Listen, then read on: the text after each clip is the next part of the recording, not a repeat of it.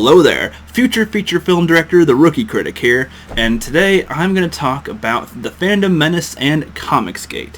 Now before we get into any of that stuff, just know, first and foremost, I'm a film guy. I got into all this stuff mostly because of my love for film. I started my YouTube channel because I want to use it to learn how to become a better film director someday in the future, because there's not that much around me where they actually educate you that much on film. Maybe a few classes, but not too much. Took up a YouTube channel so I can gain the experience myself and make connections with a lot of people and see whom I can discover and talk to and learn from.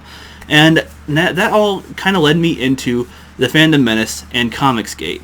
Now, it started with the Fandom Menace, where, you've heard the story a million times. The Last Jedi sucked. You wanted to find people that agreed, with your assessment that you're not crazy, thinking that it was bad. And then, it led into the Fandom Menace. And then there's ComicsGate, whom has pretty much been going through this same type of thing for a lot longer than we have, believe it or not. Which I was not even aware that comic books are still being made to this day. I thought, they kind of ended all the printers, maybe 10 or so years ago and then never made another comic book. But, I've learned a lot more since then. But anyway, I've seen that it's 2020, and I've seen quite a few videos lately going around where people are talking both about the Fandom Menace and ComicsGate, people that are talking against them, people that are talking for them. There's a lot of divide and whatnot. I don't normally speak up about this kind of things because I just don't really feel like that's where my voice needs to be, because there's plenty of other people that do it better than myself, though I have made a few videos in the past going back many months ago. But I think that the kind of common thread issue at hand right now is about, what is the future of ComicsGate and the Fandom Menace? Now, I can't really say what it is. I have no idea. It could die out. It could strengthen and grow even stronger. It could be an identifiable brand of some kind. That's kind of where the divide kind of comes down, and it's kind of where the question really narrows from. It's like a lot of people, was able to voice their concerns about the issues that we had with Hollywood and with the comic book industry, and now it seems like, okay, we've been bashing, giving our opinions and perspective, giving our commentary on stuff, and, have we seen the change or not? Now, with the comic books, I don't read them myself, so I can only go based on the words that other people say, and just from the sounds of it, it sounds as if they're not really budging that much. They're going to keep doing what they're doing. They don't care what the opposition is. They don't care. With the Lucasfilm, with the Disney, with Star Wars, and a lot of other pop culture things in cinema and whatnot, there's potential that they have listened to feedback from lots of groups, maybe not just the Fandom Menace alone, but just fans in general, the general audience that is like, oh, these movies suck, please make something better that's not doing what you're doing.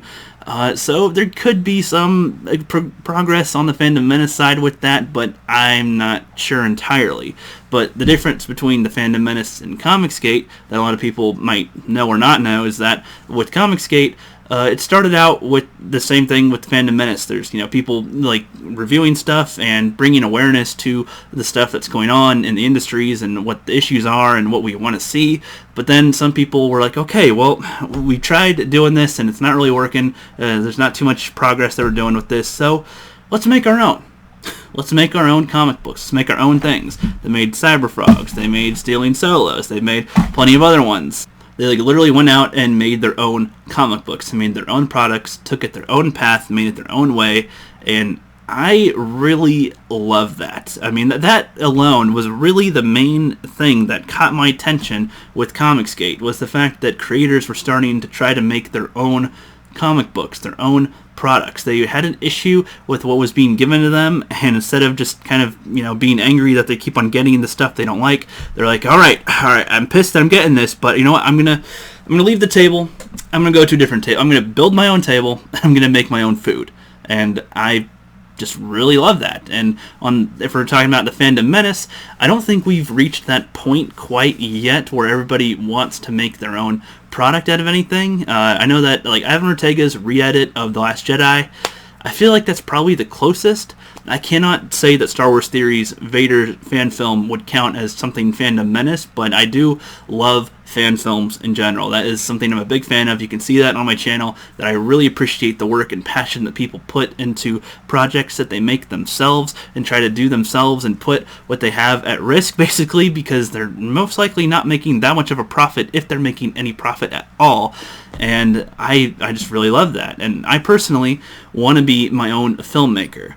There was a time where I wanted to join Hollywood and, go the Hollywood route at some point throughout the years, but I don't know. I'm seeing a lot of potential for being independent, for being, in Fandom Menace and ComicsGate too. I could be naive. I don't know. I made a couple different skits. I mean, that's how I started, was with doing skits, and now I've tried to make pretty much movies, but they're not made in the traditional way with like actors all in the same room on set. I've been having people from around the world send me clips that I try to edit so that it seems as if we are interacting together. And my Rookies Legends project that I'm going to be starting to film at the end of the month and release in the summer with all these other actors, other YouTubers and stuff, and trying to get artists to make the thumbnails and movie covers from everything, and trying to get musicians to make some music. Like, I'm really loving this, working together aspect that comes with both ComicsGate and with the Fandom Menace. And, I don't know if I completely lost my point during this whole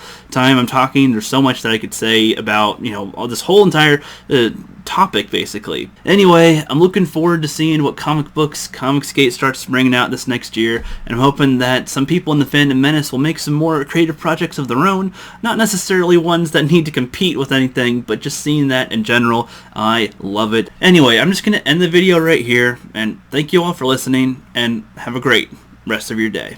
Hey guys, I'm working on some film projects behind the scenes. If you want to help fund these projects or my channel in general, check out the Patreon and Teespring store. Links are in the description below. Do you want to send me a message or just see what I'm up to? Follow me on Twitter at @TheRookieCritic. I'm on a mission to finally watch some classic and popular films. Hit me up on Twitter if you want to join a watch party. And I also got a mailbox, so if you want to send me movies or comics to review, send it to 3021 Northeast 72nd Drive, Suite 9, PNB 1560, Vancouver, Washington 98661. Thanks, guys, and cut. That's a wrap.